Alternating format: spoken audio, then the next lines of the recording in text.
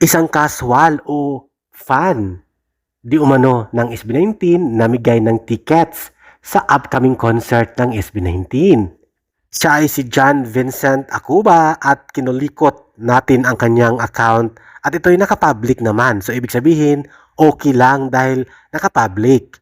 Tila may kaya at maraming pera at may maayos na buhay at trabaho itong si John Vincent at siya'y binatikos di umano dahil namigay ng tickets. Chinek natin ang kanyang Facebook at Instagram, legit naman. At ang kanyang IG account ay halos lahat mga picture o mga content ay ang SB19 kasama.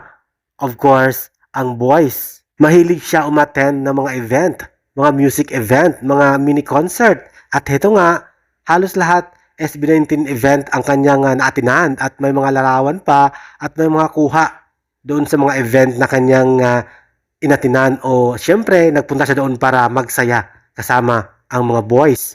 The giveaways was done and honest intention ang giveaway ng tickets niya.